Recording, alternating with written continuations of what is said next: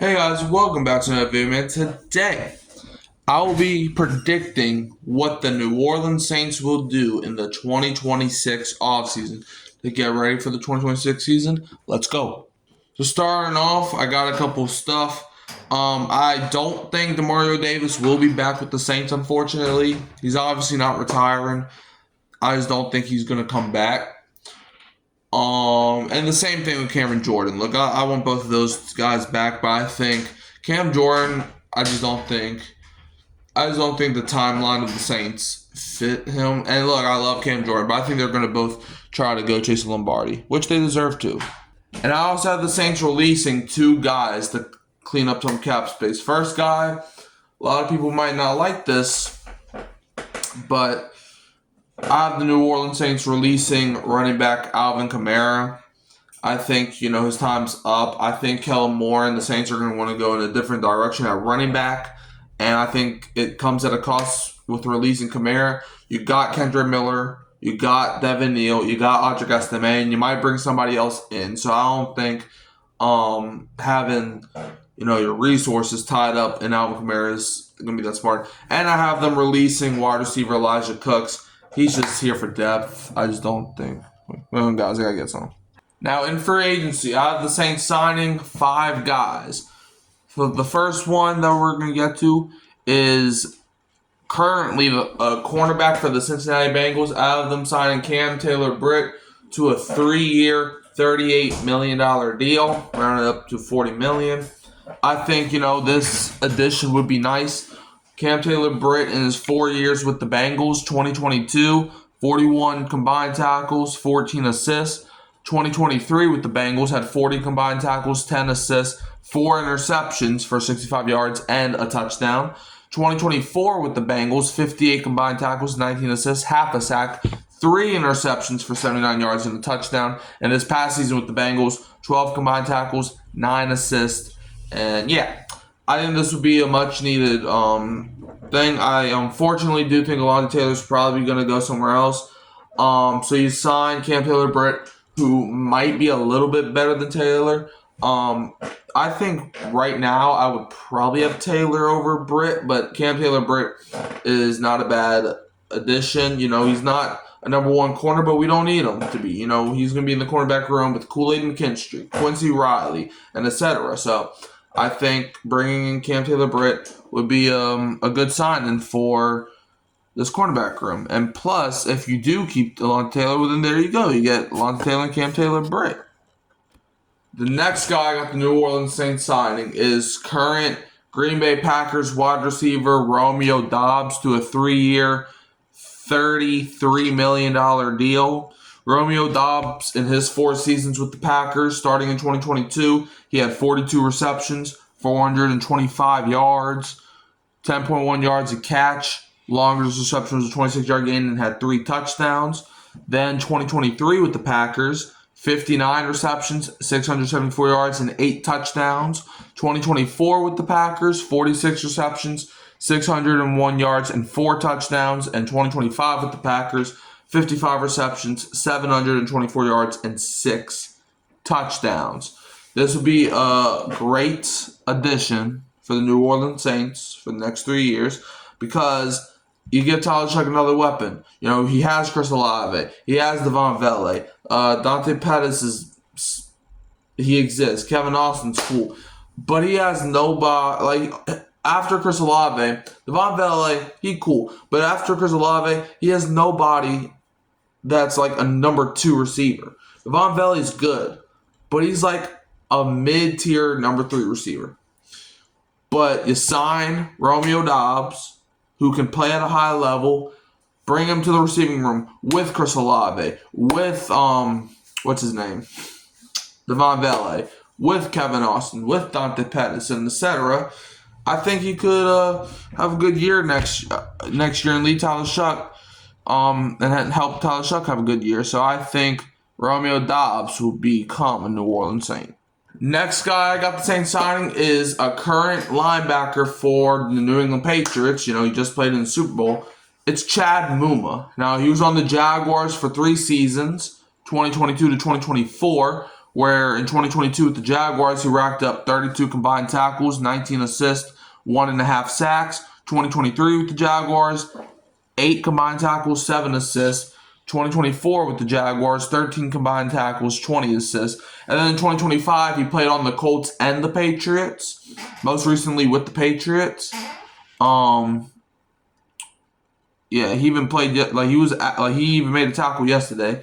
But yeah, in 2025 with the Colts, he had 4 combined tackles and 2 assists. And then 2025 with the Patriots, he had 1 combined tackle and 3 assists. But I would sign him to a 2-year, $3 million deal because I think, Demario Davis, like I said, I don't think he's coming back. So you get a young linebacker with P. Werner, Danny Stutzman. That's probably the youngest linebacker room in the league, but the potential's there. And if you're not good with having a young linebacker room, you can draft somebody. Now I'll get to the draft soon, but I think Chad Muma coming over, he's not a great household name, but I would love him in the black and gold. Next guy I got the Saints signing is a current linebacker for the Carolina Panthers, Chris Barnes. Now I have the Saints signing him to a 2-year, $6 million contract.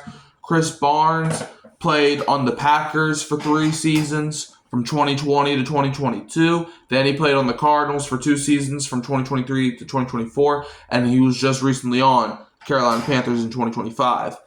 Now, his 3 years with the Packers in 2020 had 49 combined tackles, 31 assists, 1 sack. 2021 with the Packers, 58 combined tackles, 23 assists, 1 sack. 2022 with the Packers, 17 combined tackles, 12 assists, and 1 sack. 2023 with the Cardinals, 36 combined tackles, 20 assists, 1 interception for 46 yards. 2024 with the Cardinals, 19 combined tackles, 16 assists, and 2 sacks. And then 2025 with the Panthers, 8 combined tackles, 17 assists, and half a sack. And, you sign him and Chad Muma for the linebacking room for 2 years, and Muma for 2 years, to compete with Danny Stutzman and Pete Werner. And maybe you draft somebody. I think, it would be a great pickup because I think Chris Barnes is a guy where he can clog the middle. And you would have Stutzman on the outside, Pete on the outside / the inside, and then Chris Barnes directly on the inside. I don't think a lot of offenses are going to get past those linebackers. And the last guy I got the Saints signing is offensive guard Clay Webb, who's currently a rookie for the Tennessee Titans. But I think he's done in Tennessee because I think the Titans are going to want to move off of him. I understand he's a rookie. I understand all of that. But, he was undrafted, and a lot of undrafted guys move off of teams after 1 year. So I'm sticking around. But I have the Saints signing Clay Webb to a 1-year, $2 million deal. Look, I just think, with Clay Webb, we need guard help. Look, Dylan Redunz, he's a pending free agent. He might not be back. And even if he is, he was not great last year. And Cesar Ruiz is your other guard. He's not good. So I think you sign Clay Webb, who can compete with most likely either Dylan Redunz, and if he doesn't come back, maybe a rookie. But yeah, I have the New Orleans Saints rounding up their free agent class with signing Clay Webb. Now we get to the 2026 draft. Now these are the picks that we have every round.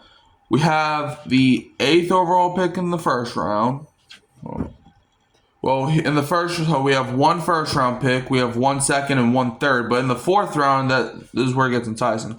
We traded our own 4th-round pick to the Broncos for Devon Vele. However, we acquired the Seahawks 4th-round pick in the Rashid Shaheed trade. Plus, we have a comp 4th-round pick as well. So we have 2 4th-round picks. We also have 2 5th-round picks. One of them is our own, and the second one we also acquired from the Seahawks in the Rashid Shaheed trade. And then we have 1 6th-round pick. And then in the 7th round, we traded our 7th-round pick to the Patriots for Devon Godchow. So we don't have our 7th-round pick. And in fact, actually, the Patriots actually traded our 7th-round pick to the Steelers, so they could get Kyle Duggar. Well, no, they actually traded our 7th-round pick and Kyle Duggar to the Steelers for a 6th-round pick. So our 7th-round pick actually went to the Steelers. So we have 1 first, 1 second, 1 third, 2 fourths. We have a 5th, 2 sixths, and so that's it. So we have 8 draft picks this year. So, yeah, let's get started. With the 8th pick in the 2026 NFL Draft, I have the New Orleans Saints selecting Ruben Bain Jr., edge rusher out of Miami. He's 6'3", 275. Ruben Bain Jr. has been a disruptive defender for as long as he's been on the college football circuit. After joining the Hurricanes as a 4-star recruit, Bain racked up 7.5 sacks, 13 tackles for loss, and 3 forced fumbles in his true freshman campaign. Bain's sophomore season was less productive due to a calf injury, but he returned to form as a legitimate game wrecker at his best in 2025. He earned All-American honors in the process of accruing 8.5 sacks, 13 tackles for loss, and a strong PFSN edge impact score of 82.7. At 275 pounds, Bain has a rare body type for the position with elite compact mass and natural leverage. And he's an explosive long track accelerator with awesome raw hand power. With his power and raw strength, Bain can sledge through tackles and overwhelm one-on-one as a pass rusher. But he also has the hyper-elite sturdiness to absorb combo and duo blocks in the run game, and sets an edge with unflinching consistency. While power is Bain's primary mode, he has a deep pass rush bag and smooth upper-lower synergy, superb strength, IQ, and pursuit range in run defense, and surprising flexibility as a finisher. There has been talk of him potentially transitioning to defensive tackle in the NFL, but he fits best as an alignment versatile edge where he can use extended runways to channel power in that role. Bain can be a plus starter and situational game wrecker in the NFL, similar to how he was in college. Yeah, look, I think Ruben Bain would be an excellent pickup. You know, like I said, I don't think Cam Jordan's coming back, so I think that would be a great draft pick if we can add on Ruben Bain. Now, with the 42nd pick in the 2026 NFL Draft, I have the New Orleans Saints selecting Lee Hunter, defensive tackle out of Texas Tech. Lee Hunter comes in at 6'3", 320. Lee Hunter will be a 24-year-old rookie, so he may fall outside some teams' age thresholds, but he nonetheless profiles as arguably the most complete nose tackle prospect in the 2026 NFL Draft, and an instant impact interior defensive lineman. Hunter logged 4 sacks and 20.5 tackles for loss at UCF through 2023 and 2024. And upon transferring to Texas Tech, he maintained his high-end production with 2.5 sacks, 8.5 tackles for loss, and a strong PFS and defensive tackle impact grade of 81.9. At around 6'4", 325 pounds, Hunter has excellent natural leverage and mass to go along with good proportional length. He's an explosive, energized mover at his size who flashes devastating power output one-on-one. He has the anchor and latch strength to absorb combo blocks and double teams, and his motor ensures that he's always around the ball. And, you know, you bring him in, Brian Brzee, we'll see what they do with his 5th-year option, but he's most likely going to be on the team next season. You pair Brian Brzee up with Lee Hunter in the middle, I think would be great. Vernon Brofton's coming back next year, so you can add him to the fold. And Lee Hunter would just be, I think, a pretty good pickup for the New Orleans Saints. Now, let me find this next guy. Hold on, let me find him real quick. Let me do some finding. Here we go. All right. Now, with the 73rd pick in the 2026 NFL Draft, I have the New Orleans Saints selecting Antonio Williams, wide receiver out of Clemson. Antonio Williams is 5'11", 190, Antonio Williams is the ideal wide receiver prospect for evaluators who marry film and analytical indicators. He was an immediate breakout as a true freshman, accounting for almost 20% of his team's receiving output. In 2024, he accounted for over 23% of Clemson's receiving volume and nearly one-third of the team's total passing touchdowns. And in 2025, he remained productive, amidst a stark downturn for the Tigers' offensive efficiency as a whole. As a high volume would imply, the 5'11", 190-pound Williams is a natural-born separator with rare throttle and angle freedom as a mover, and his lightning-level twitch aids him both as a route technician and a rack weapon. He doesn't have the widest catch radius and does fall victim to focus drops at times through 2025, or though 2025 was his best year yet at the catch point. Per True Media, he logged just a 2.8% drop rate and a 10.27% catch rate over expectation. Durability is an ongoing concern, but Williams' dual-sided separation and rack framework is tried and true at the NFL level. I think this will be an excellent pickup for the Saints. You know, you put him in a wide receiver room, in my eyes, Chris Olave, Romeo Doubs, and then you put him as your number 3, and you still got Devon Vele who can come in and make an impact. You got Kevin Austin. We would have probably one of the deepest receiving rooms in the National Football League, and definitely one of the best with our trio of Chris Olave, Romeo Doubs, and Antonio Williams. Now with the 132nd pick in the 2026 NFL Draft, the New Orleans Saints select Zakee Wheatley, safety out of Penn State. Now I don't know much about the rest of these guys because, you know, the website that I'm using doesn't have most of that info yet. But I have the Saints drafting Zakee Wheatley, however, because I think from whenever I watch Penn State, Wheatley was an impactor. And you put him in a safety room with Justin Reed, Jordan Howden, Jonas Sanker, Julian Blackman. I think Zakee Wheatley could, he's probably not going to make that much of an impact year one, but I didn't think Sanker was going to make a full impact year one, but you saw what happened with him. I think Zakee Wheatley would be an excellent addition to a Saints a secondary that's already loaded with talent.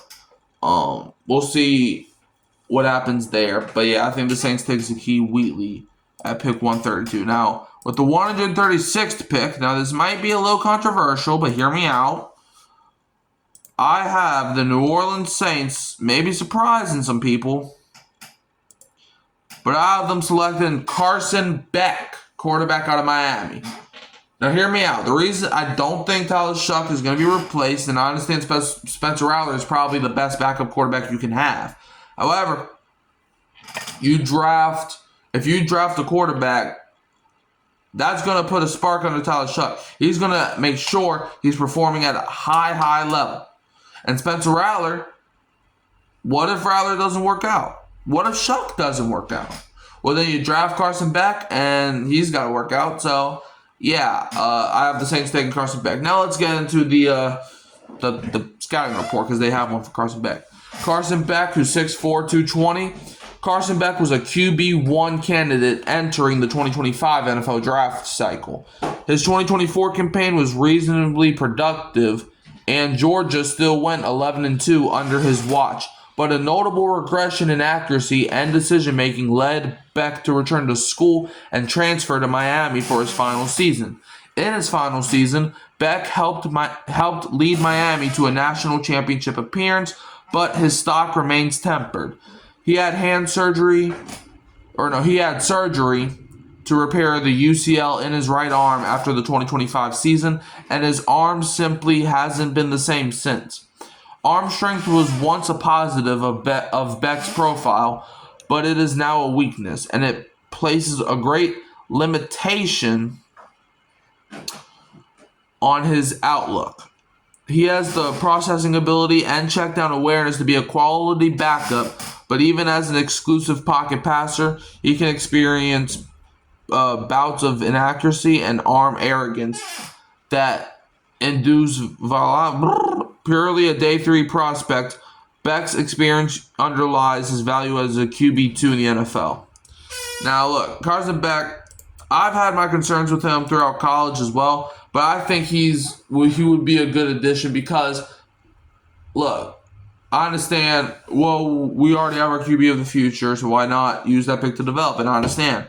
But we have plenty of picks to develop this team, and we have free agency. And we have undrafted guys that we might bring in. So I think with the Saints, bringing in Carson Beck would light a fire under Tyler Shuck. Because Tyler Shuck is mature, but if you draft a quarterback, knowing that you have Tyler Shuck, I'm not gonna use the term pissed off, but he's gonna be like, okay, time for me to make sure that guy stays on the sideline. So I think drafting Carson Beck, and also, like I said, this could even get you some trade value for Spencer Rattler if you want to get some draft picks out of him. Just saying. With the 148th pick in the 2026 NFL Draft, I got the New Orleans Saints selecting Joe Royer, tight end out of Cincinnati. I was surprised he fell this far when I was doing this mock. He's 6'4", 255. Joe Royer is an intriguing mid-round tight end prospect with tantalizing receiving upside at the NFL level, having accrued 938 yards and 7 touchdowns over his past 2 seasons. Royer distinguished himself as a consistent pass game threat and a primary target for Brendan Sorsby.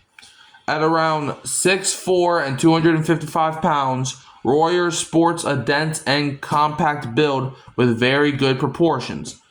Though his length runs on the shorter side, proportionally, slightly impacting his catch radius, he's a very sure-handed target, who also has the separation framework to create space on his own. He's a fleet-footed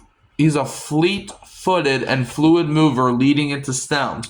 He has the hip flexibility to sink and hinge around efficiently, and his mobility profile supports a full route tree. As a blocker, why can't I talk today? As a blocker, Royer's is present at the very least. He needs to improve his leveraging and power sustain at the NFL level, as that can hurt his utility in line. That said, he has immediate rotational appeal as a potential pass game asset with serviceable blocking value, and quality starter upside is present. Now, this would be a good pick for the Saints because at tight end, we don't know what to expect. I mean, Juwan Johnson, he had an okay year, but he had problems with drops, fumbles, etc. He's not really a blocking tight end. He's more of a receiving tight end. And Foster Moreau, who also might not be back, and I don't think he's going to be back. I think he's going to want to go somewhere where he has a bigger role in an offense. However, Foster Moreau is a pretty good blocking tight end as well. And that brings me to another point. Jack Stoll, one of the better blocking tight ends. But is he going to be back? I don't know. That's why I think drafting Jack Royer is smart, because you know you're going to have him for 4 years at the very least, unless you trade him or unless you cut him if he's not performing. And, I think he was probably the best tight end in college football. He was definitely one of them. So, I mean, maybe Eli Stowers was better. Like, maybe he's not the best tight end, but he's at least like top 5 or top 10. So I think drafting Joe Royer would be a great addition to a Saints tight end room where it's like, you got guys, but I think Joe Royer has the potential to be the guy for the New Orleans Saints. Now, the next pick, if I can find this dude. Here we go. All right, with the 170th pick in the 2026 NFL Draft, I have the New Orleans Saints selecting Jamon Tapp, edge out of Southern Miss. This is the second edge I have the Saints drafting. Got them double dipping on edge rushers. They took Ruben Bain in the first, now they take Jamon Tapp. I think this is a smart selection for the New Orleans Saints because, like I said, you get more depth in the edge room, and it's, I believe, a 6th-round pick. So, I mean, Jamon Tapp, I think, would be a solid pickup. He can squeeze in. He can get to the outside quick enough. I think Jamon Tapp would be a pretty good selection because also, like I said, I don't think Cam Jordan's going to be back personally. I think Jamon Tapp can make an immediate impact. And I know they drafted Fidio Diggs last year. I don't know what they're doing with him, but I got them taking Jamon Tapp. And now with the 189th pick in the 2026 NFL Draft, I have the New Orleans Saints drafting Dalen Everett, cornerback out of Georgia, the University of Georgia. Now, Dalen Everett, 6'1", 193. Dalen Everett returns as a senior, and Dalen Everett finished his senior season and was an established 2-year starter who still carries early round aspirations after joining the Bulldogs' vaunted defense as a 5-star recruit back in 2022.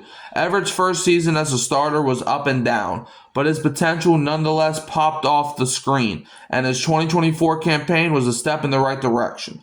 At 6'1", 190 with gliding long strider speed, Everett appears most comfortable in side saddle and trail, where he can position himself to walk off opponents and contend for targets.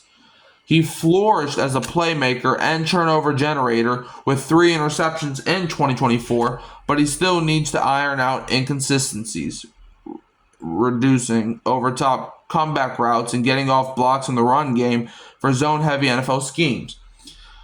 He's a worthy early-round contender, but there's work left to be done. Look, he's probably, out of the guys I said, he's probably the most rawest prospect. Like, his talent's raw. You know, like, we see the talent. They were talking most about 2024, so I don't know if he was injured this past year or if this was just not updated, but I think Dalen Everett would be solid addition in the cornerback room with Cam Taylor-Britt in my mock free agency. Kool-Aid McKinstry, Quincy Riley, and other guys. And he's a late round pick with early round aspirations. I think the Saints could draft maybe even 2 corners if they wanted to, depending on if Alontae Taylor leaves or not, which I do think he probably will. He might want to get paid as one of the high guys. But yeah, so how do y'all feel? I don't think the Saints are going to make any trades this upcoming offseason. I think they're going to want to save their draft capital for the next couple years. And there's not really a player on the Saints where I think you could really generate a lot of draft capital out of. Like, maybe Cesar Ruiz, but I don't think anybody's going to get, like, you might get like a 5th round pick for him at most at this point. But yeah, anyways, let me know how y'all feel about the Saints, the Saints upcoming offseason, as the Super Bowl was yesterday, so that means no more football for the next 6 months, and, we just got to deal with this offseason. So, yeah, you can always find me at Hurricane Mike, Kyle Phelps, and Keeping It Real Who That Sports Podcast. Don't forget to like, subscribe, share, turn the bell on so you don't miss another upload, and I'm leaving you as always with the Who Dat, and don't be a Falcons fan.